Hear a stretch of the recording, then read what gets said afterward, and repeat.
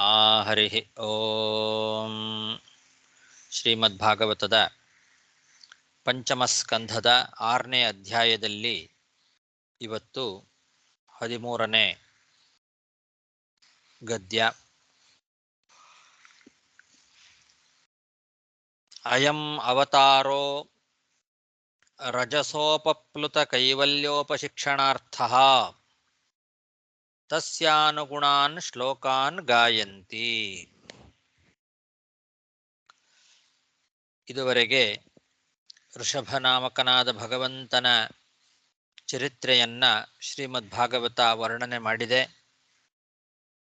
ಈಗ ಇದುವರೆಗೂ ಹೇಳಿದ ಈ ಋಷಭ ಭಗವಂತ ಈ ಅವತಾರವನ್ನು ಯಾಕೆ ಮಾಡಿದ, ಈ ರೀತಿಯೆಲ್ಲ ಯಾಕೆ ಮಾಡಿದ ಅಂತನ್ನೋದನ್ನ ಶುಕಾಚಾರ್ಯರು ಪರೀಕ್ಷಿತ್ ರಾಜನಿಗೆ ತಿಳಿಸ್ತಾ ಇದ್ದಾರೆ. ಅಯಂ ಅವತಾರೋ, ಈ ಅವತಾರ ಭಗವಂತ ಋಷಭನಾಮಕನಾಗಿ ಮಾಡಿದ ಈ ಅವತಾರ, ಅವನು ಮಾಡಿದ ಈ ಒಂದು ಚರಿತ್ರೆ, ಈ ಒಂದು ನಟನೆಗಳೆಲ್ಲ ಏನಿದ್ದಾವೆ, ಇದು ರಜಸೋಪಪ್ಲುತ ಕೈವಲ್ಯ ಉಪಶಿಕ್ಷಣಾರ್ಥ, ಅಸುರ ಸ್ವಭಾವದವರಿಗೆ ಮೋಹವನ್ನ ಉಂಟು ಮಾಡ್ತಾ ರಜೋಗುಣದ ಕಾರ್ಯವಾಗಿರ್ತಕ್ಕಂತಹ ಈ ಸಂಸಾರದಲ್ಲಿ ಯಾರು ನೊಂದಂತಹ ಸಜ್ಜನರಿರ್ತಾರೋ ಅಂಥವರಿಗೆ ಮೋಕ್ಷ ಮಾರ್ಗವನ್ನ ಕಲಿಸಿಕೊಟ್ಟಂತಹ ಅವತಾರ. ಅದಕ್ಕೋಸ್ಕರನೇ ಈ ಅವತಾರವನ್ನ ಎತ್ತಿದ್ದಾನೆ ಭಗವಂತ. ಇದರಲ್ಲಿ ಎರಡೂ ಇದೆ. ಅಸುರ ಸ್ವಭಾವದವರಿಗೆ ಮೋಹವನ್ನ ಉಂಟು ಮಾಡೋ ಉದ್ದೇಶವೂ ಇದೆ. ಜೊತೆಗೆ ಈ ಸಂಸಾರದಲ್ಲಿ ನೊಂದಂತಹ ಸಜ್ಜನರ್ಯಾರಿದ್ದಾರೆ, ರಜಸೋಪಪ್ಲುತ ಅಂದರೆ ರಜೋಗುಣ ಕಾರ್ಯವಾದಂತಹ ಸಂಸಾರದಲ್ಲಿ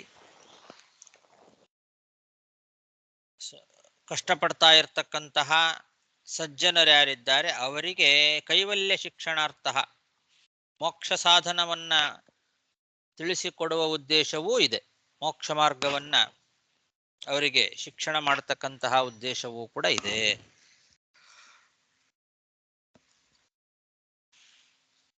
ಅದಕ್ಕೋಸ್ಕರನೇ ಈ ರೀತಿ ಅವತಾರ ಆಗಿದೆ. ಅಯಂ ಅವತಾರ, ಈ ವೃಷಭನಾಗಿ ಭಗವಂತ ಅವತಾರ ಮಾಡಿದ್ದು ಅದಕ್ಕೋಸ್ಕರನೇ ಅಂತ ಹೇಳ್ತಾ ಇದ್ದಾರೆ.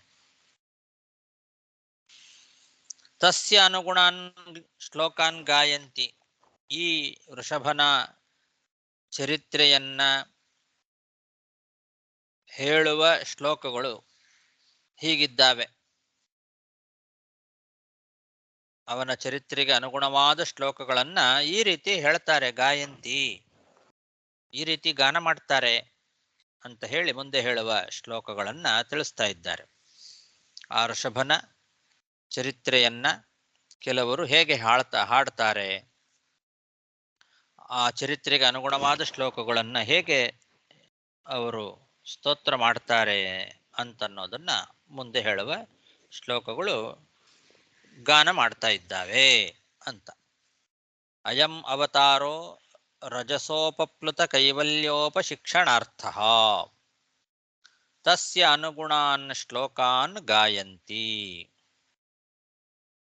ಅಹೋ ಭುವಃ ಸಪ್ತ ಸಮುದ್ರವತ್ಯಾ ದ್ವೀಪೇಷು ವರ್ಷೇಷ್ವಧಿ ಪುಣ್ಯಮೇತತೆ ಗಾಯಂತಿ ಯತ್ರತ್ಯ ಜನಾ ಮುರಾರೇಃ ಕರ್ಮಾಣಿ ಭದ್ರಾಣ್ಯವತಾರಯಂತಿ.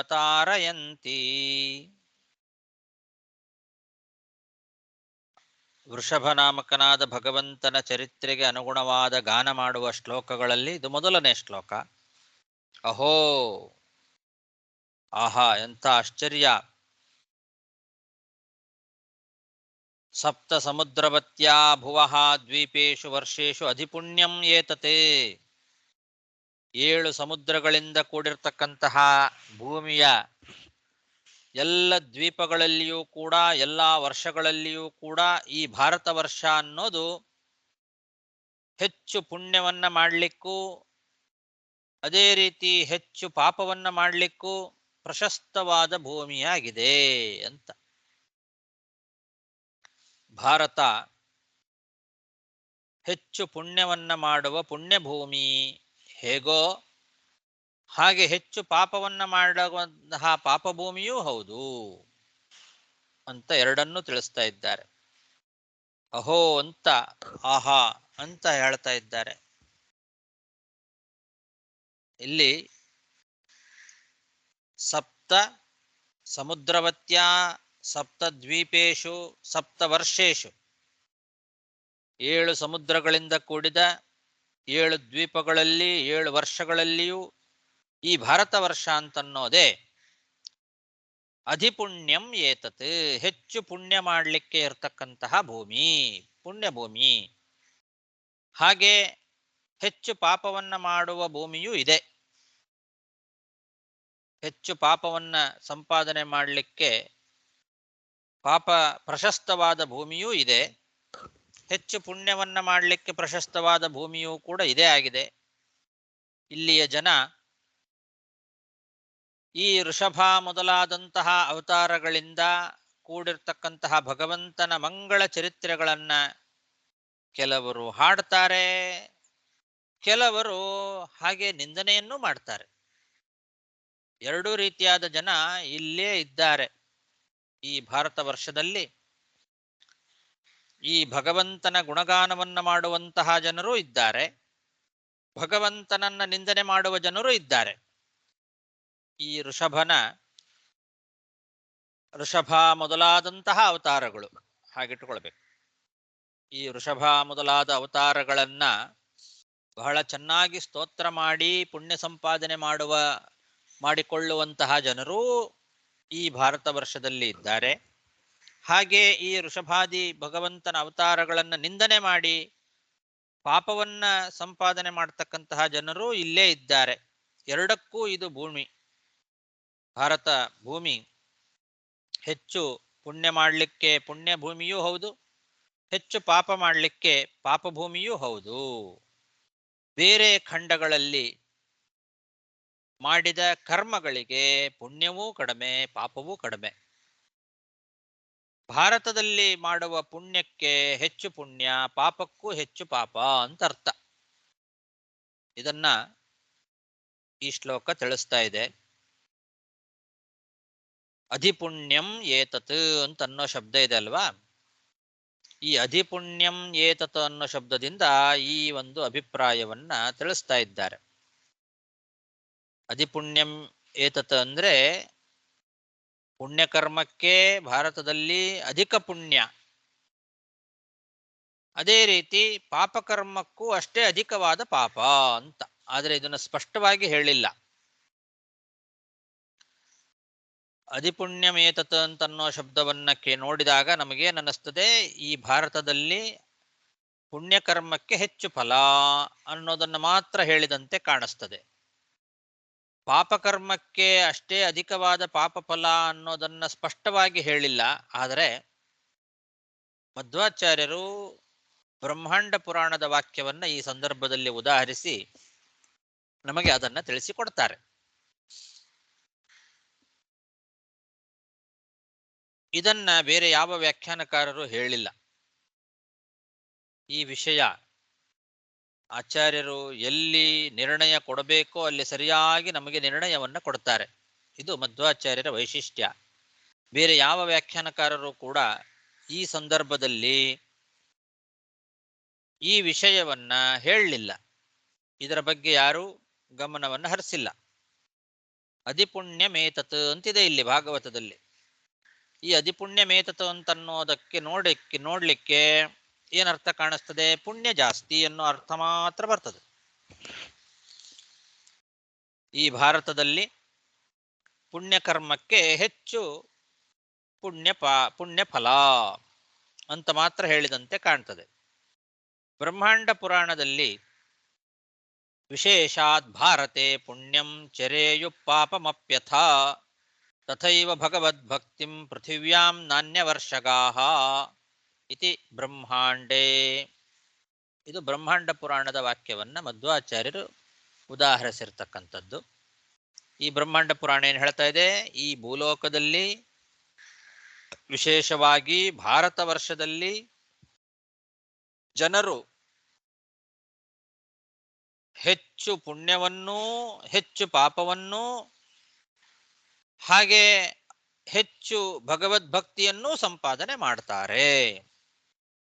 ತಥೈವ ಭಗವದ್ಭಕ್ತಿಂ, ಹೆಚ್ಚು ಭಗವಂತನ ಭಕ್ತಿಯನ್ನ ಸಂಪಾದನೆ ಮಾಡೋದು ಈ ಭಾರತದಲ್ಲೇ, ಹೆಚ್ಚು ಪುಣ್ಯವನ್ನ ಸಂಪಾದನೆ ಮಾಡೋದು ಈ ಭಾರತದಲ್ಲೇ, ಹೆಚ್ಚು ಪಾಪವನ್ನ ಸಂಪಾದನೆ ಮಾಡೋದು ಕೂಡ ಇದೇ ಭಾರತದಲ್ಲೇ. ಬೇರೆ ವರ್ಷಗಳಲ್ಲಿ ನಾಣ್ಯ ವರ್ಷಗಾಹ, ಬೇರೆ ವರ್ಷಗಳಲ್ಲಿ ಅಂದ್ರೆ ಭಾರತ ವರ್ಷವನ್ನ ಬಿಟ್ಟು ಬೇರೆ ವರ್ಷಗಳೇನಿದ್ದಾವೆ ಅವುಗಳಲ್ಲಿ ಹೀಗೆ ಇಲ್ಲ ಅಂತ ಇದು ಬ್ರಹ್ಮಾಂಡ ಪುರಾಣದಲ್ಲಿ ಹೇಳಿರ್ತಕ್ಕಂಥ ವಿಷಯ. ಇದನ್ನು ನಾವು ಗಮನಿಸಬೇಕು. ಹಾಗಾಗಿ ಈ ಭಾರತದಲ್ಲಿ ಮಾಡುವ ಪಾಪದ ಫಲಕ್ಕೂ ಹೆಚ್ಚು ಫಲ, ಪಾಪಗಳಿಗೂ ಹೆಚ್ಚು ಫಲ, ಈ ಭಾರತದಲ್ಲಿ ಮಾಡುವ ಪುಣ್ಯಕರ್ಮಗಳಿಗೂ ಕೂಡ ಹೆಚ್ಚು ಪುಣ್ಯ. ಇದೇ ಭಾರತದಲ್ಲೇನೆ ಭಗವಂತನ ಭಕ್ತಿಯನ್ನು ಕೂಡ ಹೆಚ್ಚು ಮಾಡ್ಲಿಕ್ಕಾಗ್ತದೆ. ಬೇರೆ ಯಾವ ವರ್ಷಗಳಲ್ಲಿಯೂ ಕೂಡ, ಈ ಭಾರತ ವರ್ಷವನ್ನು ಬಿಟ್ಟು ಬೇರೆ ಯಾವ ವರ್ಷಗಳಲ್ಲಿಯೂ ಕೂಡ ಹೀಗಿಲ್ಲ ಅಂತನ್ನೋ ವಿಷಯ ಬ್ರಹ್ಮಾಂಡ ಪುರಾಣದಿಂದ ನಮಗೆ ತಿಳಿತದೆ.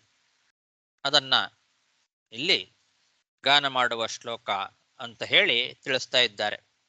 ಅಹೋ ಭುವ ಸಪ್ತ ಸಮುದ್ರವತ್ಯಾ ದ್ವೀಪೇಶು ವರ್ಷೇಶ್ವಧಿ ಪುಣ್ಯಮೇತತೆ ಗಾಯಂತಿ ಯತ್ರತ್ಯ ಜನಾ ಮುರಾರೇಃ ಕರ್ಮಾಣಿ ಭದ್ರಾಣ್ಯವತಾರಯಂತಿ. ಅಹೋನುವಂಶೇ ಯಶಸಾವದಾತಃ ಪ್ರಯವ್ರತೋ ಯತ್ರ ಪುಮಾನ್ ಪುರಾಣಃ ಕೃತಾವತಾರಃ ಪುರುಷಃ ಸ ಆದ್ಯಃ ಚಚಾರ ಧರ್ಮಂ ಯದ ಕರ್ಮ ಹೇತುಂ.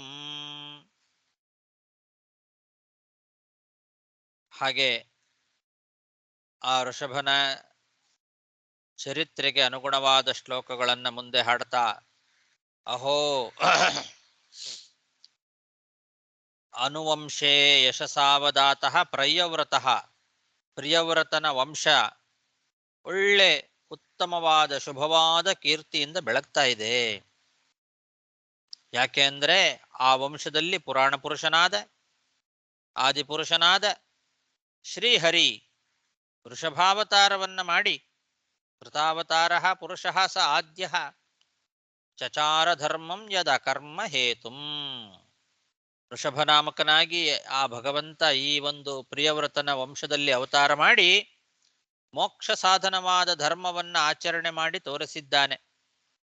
ಹಾಗಾಗಿ ಈ ಪ್ರಿಯವ್ರತನ ವಂಶ ಅತ್ಯಂತ ಶುಭ್ರವಾದ ಕೀರ್ತಿಯಿಂದ ಬೆಳಗ್ತಾ ಇದೆ. ಆ ವಂಶಕ್ಕೇನೆ ಕೀರ್ತಿಯನ್ನು ತರ್ತಕ್ಕಂತಹ ಭಗವಂತನ ವೃಷಭಾವತಾರ ಉತ್ತಮವಾದ ಮೋಕ್ಷ ಸಾಧನ ಧರ್ಮವನ್ನು ಮಾಡಿ ತೋರಿಸಿದ್ದಾನೆ. ಆದ್ರಿಂದ ಈ ವಂಶ ಒಳ್ಳೆ ಬೆಳಗ್ತಾ ಇದೆ. ಯಶಸಾ ಅವದಾತಃ, ಪ್ರಿಯವ್ರತನ ಈ ವಂಶ ಶುಭ್ರವಾದ ಕೀರ್ತಿಯಿಂದ ಯಶಸ್ಸಿನಿಂದ ಹೊಳಿತಾ ಇದೆ, ಬೆಳಗ್ತಾ ಇದೆ ಅಂತ. ಅಹೋನುವಂಶೇ ಯಶಸಾವದಾತಃ ಪ್ರಯವ್ರತೋ ಯತ್ರ ಪುಮಾನ್ ಪುರಾಣಃ ಕೃತಾವತಾರ ಪುರುಷಃ ಸ ಆದ್ಯಃ ಚಚಾರ ಧರ್ಮಂ ಯದ ಕರ್ಮ ಹೇತುಂ ಕೋನ್ವಸ್ಯ ಕಾಷ್ಠಾಮಪರೋನುಗಚ್ಚೇತ್ ಮನೋರಥೇನಾಪ್ಯಭವಾಯ ಯೋಗಿ ಯದ್ಯೋಗಮಾಯಾಂ ಸ್ಪೃಹಯಂತ್ಯುದಸ್ತಾಂ ಮಹತ್ತಮಾಯೇನ ಕೃತ ಪ್ರಯತ್ನಾಃ.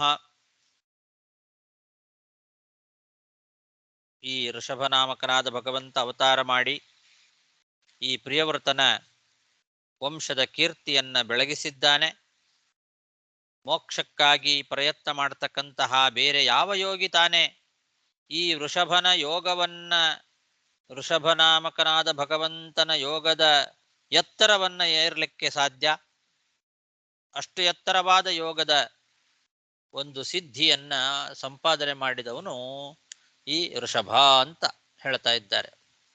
ಈ ವೃಷಭನ ಯೋಗದ ಎತ್ತರವನ್ನ ಮನಸ್ಸಿನಿಂದಲೂ ಯಾರು ಕೂಡ ಏರ್ಲಿಕ್ಕೆ ಪ್ರಯತ್ನ ಮಾಡ್ಲಿಕ್ಕೆ ಸಾಧ್ಯ ಇಲ್ಲ.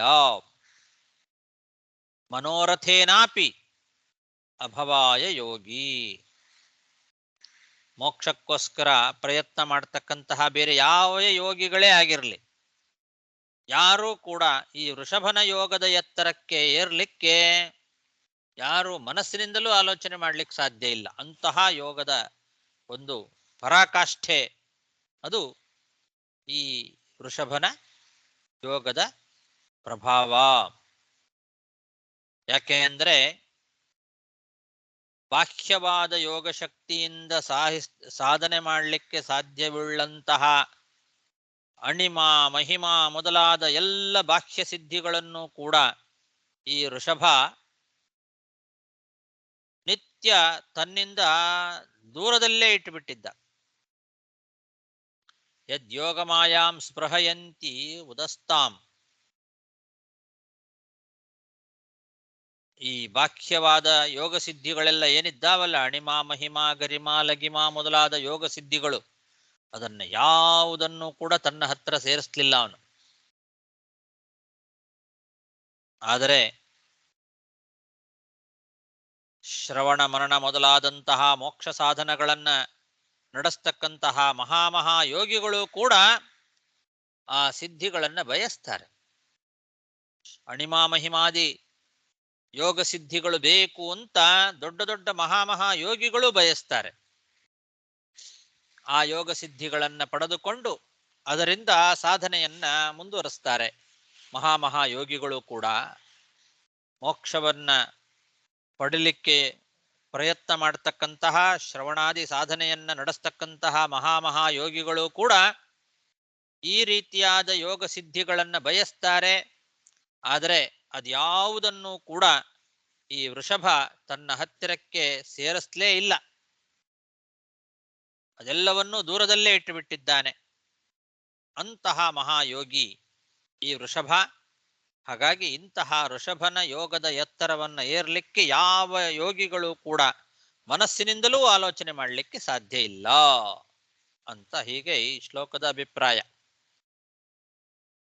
ಇಲ್ಲಿ ವೀರರಾಘವ ವ್ಯಾಖ್ಯಾನಕಾರರು ಈ ಶ್ಲೋಕದಲ್ಲಿ ಏನು ಮಾಡಿದ್ದಾರೆ ಅಂದ್ರೆ, ವೃಷಭ ಯೋಗ ಸಿದ್ಧಿಗಳನ್ನ ಸ್ವೀಕಾರ ಮಾಡದೇ ಇರಲಿಕ್ಕೆ ಅವು ಮೋಕ್ಷಕ್ಕೆ ಪ್ರತಿಬಂಧಕಗಳಾಗಿದ್ದಾವೆ.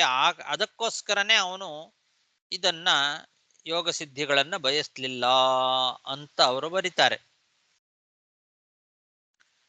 ಮೋಕ್ಷ ಸಿದ್ಧಿಗೆ ಅದು ಪ್ರತಿಬಂಧಕ ಆಗಿದೆ ಅಂತೆ ಯೋಗ ಸಿದ್ಧಿಗಳು. ಹಿಂದೆನೂ ನೋಡಿದ್ವಿ ನಾವು, ಆ ಅಭಿಪ್ರಾಯ ಅವರಿಗೆ ಇತ್ತು ಅಂತ. ಆ ಯೋಗ ಸಿದ್ಧಿಗಳನ್ನ ಸ್ವೀಕಾರ ಮಾಡದೇ ಇರಲಿಕ್ಕೆ ಕಾರಣ ಅದು ಮೋಕ್ಷಕ್ಕೆ ಪ್ರತಿಬಂಧಕ ಆಗಿದೆ, ಆ ಕಾರಣದಿಂದ ಅಂತ. ಆದ್ರೆ ಇಲ್ಲೇ ಮುಂದೆ ಅಭವಾಯ ಅಂತಿದೆ. ಅಂದ್ರೆ ಬೇರೆ ಯೋಗಿಗಳು ಯೋಗ ಸಾಮರ್ಥ್ಯಗಳನ್ನ ಮೋಕ್ಷ ಸಾಧನೆಗಾಗಿ ಯೋಗಿ ಯಾವ ಯೋಗಿ ತಾನೇ ಈ ವೃಷಭ ದೇವನಿಗೆ ಸಮಾನವಾಗಿ ಪ್ರಯತ್ನ ಮಾಡಲಿಕ್ಕೆ ಸಾಧ್ಯ ಅಂತ ಮೋಕ್ಷಗಳಾದ ಯೋಗಿಯ ಬಗ್ಗೆನೇ ಇಲ್ಲಿ ಹೇಳಿದ್ದಾರೆ. ಅಂದ್ರೆ ಮೋಕ್ಷಕ್ಕೆ ಪ್ರಯತ್ನ ಮಾಡುವಂತಹ ಯೋಗಿಗಳೇ ಈ ಮಹಾ ಯೋಗ ಸಿದ್ಧಿಗಳನ್ನ ಬಯಸ್ತಾರೆ ಅಂತ ಹೇಳಿದೆ. ಇವರು ನೋಡಿದ್ರೆ ಅದು ಮೋಕ್ಷ ಸಿದ್ಧಿಗೆ ಪ್ರತಿಬಂಧಕವಾಗಿದೆ, ಆ ಕಾರಣದಿಂದ ಅದನ್ನ ಬಯಸ್ಲಿಲ್ಲ ಅಂತ ಹೇಳುತ್ತಾರೆ. ಇದೇ ಶ್ಲೋಕದಲ್ಲೇ ಮುಂದೆ ಅಭವಾಯ ಮೋಕ್ಷ ಸಿದ್ಧಿಗೋಸ್ಕರ ಅದನ್ನ ಬಯಸ್ತಾರೆ ಬೇರೆ ಯೋಗಿಗಳು ಅಂತಿದೆ. ಹಾಗಾಗಿ ಪರಸ್ಪರ ವಿರೋಧ ಬರ್ತದೆ. ಹಾಗಾಗಿ ಮೋಕ್ಷ ಸಿದ್ಧಿಗೆ ಅದು ಪ್ರತಿಬಂಧಕ ಅಂತ ಇಟ್ಕೊಳ್ಬಾರದು. ಪ್ರತಿಬಂಧಕ ಅಲ್ಲ ಅದು. ಪ್ರತಿಬಂಧಕ ಅನ್ನೋ ಕಾರಣದಿಂದ ಅವನು ಸ್ವೀಕಾರ ಮಾಡದೇ ಇರೋದಲ್ಲ. ಇದರ ನಿರ್ಣಯ ಹಿಂದೆ ಒಂದ್ಸಲ ಹೇಳಿ ಆಗಿದೆ. ಆ ಕಾರಣದಿಂದ ಅವನು ಅದನ್ನ ಬಯಸದೇ ಇರೋದಲ್ಲ ಅಂತ. ಯದ್ಯಪಿ ಇಲ್ಲಿ ಬೇರೆ ವ್ಯಾಖ್ಯಾನಕಾರ ಏನ್ ಮಾಡಿದ್ದಾರೆ ಅಂದ್ರೆ ಅಭವಸ್ಯ ಅನ್ನೋ ಪಾಠ ಇಟ್ಕೊಂಡಿದ್ದಾರೆ, ಅಭವಾಯ ಅನ್ನೋ ಪಾಠ ಇಟ್ಟುಕೊಂಡಿಲ್ಲ ಅವರು. ಅಭವಸ್ಯ ಅನ್ನೋ ಪಾಠ ಇಟ್ಟುಕೊಂಡು ಈ ಶ್ಲೋಕಕ್ಕೆ ವ್ಯಾಖ್ಯಾನ ಮಾಡಿದ್ದಾರೆ ಅವರು. ಮನೋರಥೇನಾಪ್ಯಭವಸ್ಯ ಯೋಗಿ ಅಂತ ಅವ್ರದ್ದು ಪಾಠ. ಆದರೆ ನಿಜವಾಗ್ಲೂ ಅಲ್ಲಿರೋದು ಮನೋರಥೇನಾಪ್ಯಭವಾಯ ಯೋಗಿ ಅಂತ. ಅಭವಸ್ಯ ಅಂತನ್ನೋ ಪಾಠ ಇಟ್ಟುಕೊಂಡು ಅವರು ಆ ರೀತಿ ವ್ಯಾಖ್ಯಾನ ಮಾಡಿದ್ದಾರೆ. ಅವರ ಪ್ರಕಾರ ವೃಷಭ ಭಗವಂತ ಅಲ್ಲ, ಅವನಿಗೂ ಭವ ಇದೆ. ಭವ ಅಂದ್ರೆ ಉತ್ಪತ್ತಿ, ಸಂಸಾರ ಅಂತ ಅರ್ಥ. ಅವರಿಗೂ ಆ ವೃಷಭನಿಗೂ ಕೂಡ ಸಂಸಾರ ಅಂತನ್ನೋದಿದೆ ಅಂತ ಅವರ ಅಭಿಪ್ರಾಯ. ಆದ್ರಿಂದ ಮೋಕ್ಷಕ್ಕೆ ಪ್ರತಿಬಂಧಕವಾಗ್ತದೆ ಅಂತನ್ನೋ ಅಭಿಪ್ರಾಯ ಇಟ್ಟುಕೊಂಡು ವೃಷಭ ಯೋಗ ಸಿದ್ಧಿಗಳನ್ನ ದೂರ ಇಟ್ಟಿದ್ದ ಅಂತ ವ್ಯಾಖ್ಯಾನ ಮಾಡಿದ್ದಾರೆ. ಆದರೆ ಹಾಗಲ್ಲ, ಅದು ಭಗವಂತನ ಸ್ವರೂಪಭೂತವಾದದ್ದಲ್ಲ. ಆ ಕಾರಣದಿಂದ ಯಾವುದನ್ನೂ ಭಗವಂತ ಸ್ವೀಕಾರ ಮಾಡಲಿಲ್ಲ, ಅದನ್ನು ದೂರದಲ್ಲೇ ಇಟ್ಟಿದ್ದಾನೆ. ನಮಗೆ ಪದ್ಮಪುರಾಣದ ವಾಕ್ಯವನ್ನ ಮಧ್ವಾಚಾರ್ಯರು ಇಲ್ಲಿ ಉದಾಹರಿಸ್ತಾರೆ. ಈ ಸಂದರ್ಭದಲ್ಲಿ ಪದ್ಮಪುರಾಣದಲ್ಲಿ ಈ ವಿಷಯ ಇದೆ. ಋಷಭ ಯೋಗ ಸಿದ್ಧಿಯನ್ನ ಯಾಕೆ ದೂರ ಇಟ್ಟಿದ್ದ? ಯೋಗ ಮಾಯಾಂ ಅನ್ನೋದಕ್ಕೆ ಯೋಗ ಮಾಯಾ ಫಲಂ ಅಂತ ಮಧ್ವಾಚಾರ್ಯರು ತಾತ್ಪರ್ಯವನ್ನು ಬರೆದಿದ್ದಾರೆ. ಈ ಶ್ಲೋಕದಲ್ಲಿ ಯದ್ಯೋಗ ಮಾಯಾಂ ಸ್ಪೃಹಯಂತ್ಯುದಸ್ತಾಂ ಅಂತಿದೆ. ಯದ್ಯೋಗ ಮಾಯಾಂ ಅನ್ನಲ್ಲಿ ಯೋಗ ಮಾಯಾಂ ಅಂದ್ರೆ ಯೋಗ ಮಾಯಾ ಫಲಂ ಅಂತ ಇಟ್ಟುಕೊಳ್ಬೇಕು. ಯೋಗ ಮಾಯೆಯ ಫಲವಾದಂತಹ ಅಣಿಮಾ ಮಹಿಮಾ ಮೊದಲಾದವುಗಳ ಸಿದ್ಧಿಯನ್ನ ಅವನು ಸ್ವೀಕಾರ ಮಾಡಲಿಲ್ಲ. ಯಾಕೆ ಅಂದ್ರೆ ಅದು ಭಗವಂತನ ಸ್ವರೂಪಭೂತವಾದದ್ದಲ್ಲ. ಆ ಕಾರಣದಿಂದ ಅಣಿಮಾ ಮಹಿಮಾ ಮೊದಲಾದ ಯೋಗ ಸಿದ್ಧಿಗಳನ್ನ ವೃಷಭ ಯಾವತ್ತೂ ಸ್ವೀಕಾರ ಮಾಡಲಿಲ್ಲ ಅಂತ ಹೀಗೆ ಅರ್ಥ ಹೊರತು ಸ್ವರೂಪಭೂತವಾದಂತಹ ಅಣಿಮಾದಿ ಸಿದ್ಧಿಗಳನ್ನ ಬಿಟ್ಟ ಅಂತ ಅರ್ಥ ಅಲ್ಲ. ಅದನ್ನು ಬಿಡ್ಲಿಕ್ಕೆ ಸಾಧ್ಯವೂ ಇಲ್ಲ. ಭಗವಂತನ ಸ್ವರೂಪಭೂತವಾದ ಅಣಿಮಾ ಮಹಿಮಾದಿ ಸಿದ್ಧಿಗಳು ಯಾವಾಗಲೂ ಅವನ ಜೊತೆಯಲ್ಲಿ ಇದ್ದೇ ಇರ್ತವೆ. ಅದು ಅವನಿಗೆ ಸ್ವರೂಪ ಸಿದ್ಧವೇ ಆಗಿದೆ. ಅದನ್ನು ಹಿಂದೆ ಹೇಳಿದ್ದಾರೆ. ಅಣಿಮಾದಿಗಳು ಅವನ ಸ್ವರೂಪದಿಂದಲೇ ಸಿದ್ಧವಾದದ್ದು. ಅವನಿಗೆ ಸ್ವಾಭಾವಿಕವಾಗಿ ಅವನಿಗೆ ಸ್ವರೂಪ ಸಿದ್ಧವಾದದ್ದು ಆ ಎಲ್ಲ ಸಿದ್ಧಿಗಳು. ಅದನ್ನು ಅವನು ಬಿಟ್ಟಿದ್ದಲ್ಲ.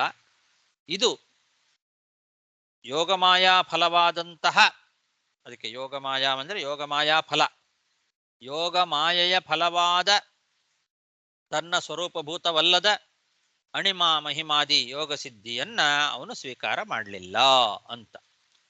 ನಿತ್ಯೋದಸ್ತ ಯೋಗಶಕ್ತಿ ಅನಪೇಕ್ಷಂ ಫಲಂ ಯತಃ ನಿತ್ಯಸ್ವರೂಪಭೂತಾಪಿ ಬಹಿಃ ಫಲವಿವರ್ಜನಾತ್ ಅಕರ್ಮೇತ್ಯುಚ್ಯತೆ ಯದ್ವನ್ಮೋಕ್ಷಃ ಫಲವಿವರ್ಜನಾತ್ ಇತಿ ಪಾದ್ಮೆ.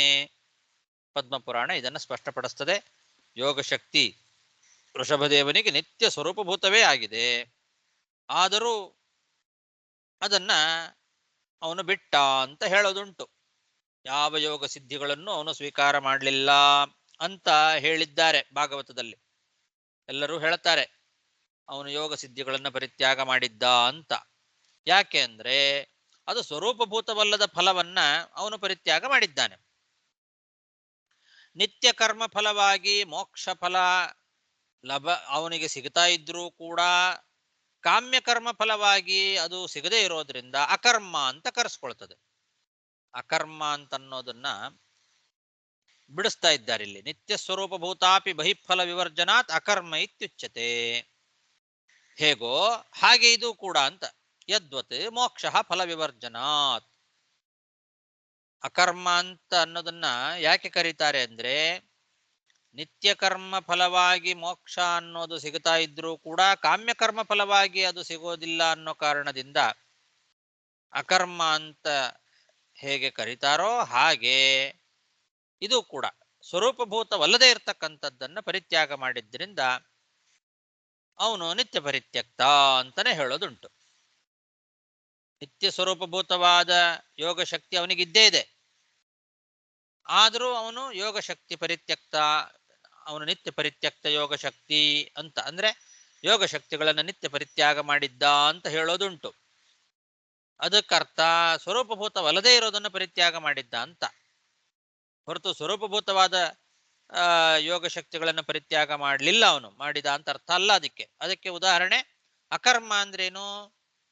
ನಿತ್ಯಕರ್ಮ ಫಲರೂಪವಾದ ಮೋಕ್ಷ ಸಿಗ್ತಾ ಇದ್ರೂ ಕೂಡ ಕಾಮ್ಯಕರ್ಮ ಫಲವಾಗಿ ಅದು ಸಿಗದೇ ಇರೋದ್ರಿಂದ ಅದನ್ನು ಅಕರ್ಮ ಅಂತ ಹೇಗೆ ಕರೀತಾರೋ ಮೋಕ್ಷವನ್ನ, ಆ ಥರ ಇದು ಕೂಡ ಅಂತ ಹೀಗೆ ಪದ್ಮಪುರಾಣ ದೃಷ್ಟಾಂತ ಕೊಟ್ಟು ಭಗವಂತ ಯೋಗ ಶಕ್ತಿಯನ್ನ, ಯೋಗ ಸಿದ್ಧಿಗಳನ್ನ ನಿತ್ಯ ಪರಿತ್ಯಾಗ ಮಾಡಿದ್ದ ಅನ್ನೋದಕ್ಕೆ ಏನು ಅಭಿಪ್ರಾಯ ಅನ್ನೋದನ್ನು ಸ್ಪಷ್ಟಪಡಿಸಿದೆ. ಹಾಗಾಗಿ ಅವನು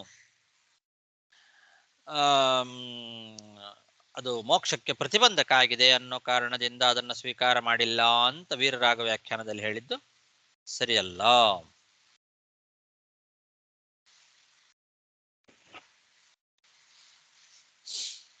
ಕೋನ್ವಸ್ಯ ಕಾಷ್ಠಾಮಪರೋನುಗಚ್ಚೇನ್ ಮನೋರಥೇನಾಪ್ಯಭವಾಯ ಯೋಗಿ ಯದ್ಯೋಗಮಾಯಾಂ ಸ್ಪೃಹಯಂತ್ಯುದಸ್ತಾಂ ಮಹತ್ತಮಾಯೇನ ಕೃತ ಪ್ರಯತ್ನಾಃ. ಸಾಕು. ಶ್ರೀಕೃಷ್ಣಾರ್ಪಣಮಸ್ತು. ಆಚಾರ ಒಂದು 2-3 ಪ್ರಶ್ನೆ ಆಚಾರ. ಈಗ ನೀವು 7 ವರ್ಷನ ಹೇಳಿದ್ರಿ ರೈಟ್? 7 ವರ್ಷನ ಹೇಳಿದ್ರಿ ರೈಟ್? ನೀವು 9 ಆಗಿದ್ದಾರೆ. ಇಲ್ಲ, ಅದು 7 ವರ್ಷ ಅಂತ ನಾನು ಒಟ್ಟಿಗೆ ಹೇಳುವಾಗ ಹಂಗೆ ಹೇಳಿದೆ ಅಷ್ಟೇ, ವರ್ಷ ಹೇಳಲ್ಲ. 7 ದ್ವೀಪ. 7 ದ್ವೀಪ 7 ದ್ವೀಪ. ಹೌದು, 7 ದ್ವೀಪದಲ್ಲಿ 9 ವರ್ಷಗಳು. 9 ವರ್ಷ ಹೆಸರು ಎಲ್ಲಿ ಬರ್ತಾರೆ? ಹಿಂದೆ ಹೇಳಿದ್ರಲ್ಲ ಅಲ್ಲಿ. ನಾವು ಇಲ್ಲಿ ಬಂದು ನಾವು ದ್ವೀಪ ಮತ್ತು ಲವಣ ಸಮುದ್ರ ಅದೆಲ್ಲ ನಾವು ನೋಡಿದ್ವು. ವರ್ಷವೂ ಬರ್ತೀಯ ಅಲ್ಲಿ? ವರ್ಷ ಬಂತಲ್ಲ, ಬರ್ಲಿಲ್ವಾ? ಓಕೆ, ಬಂತು ನನಸನ. ಓಕೆ, ನೋಡ್ತಾನೆ. ಕಿಂಪುರುಷ ಎಲ್ಲ ನೋಡಿರೋ ರೈಟ್? ಓಕೆ, ಹೌದು, ಹೆಸರುಗಳೆಲ್ಲ ಬಂತಲ್ಲ ಅಲ್ಲಿ. ಓಕೆ. ಆಮೇಲೆ ನಾವು ಈ ಸಂಕಲ್ಪ ಮಾಡೋ ಅಂತಲ್ಲ, ಶಾಲಿವಾಹನ ಶಾಖೆಯ 15ಕ್ಕೆ ತಗೊಂತಾರ ನಾವು. ಅವ ಒಂದು ರಾಜ ತಾನಲ್ವಾ?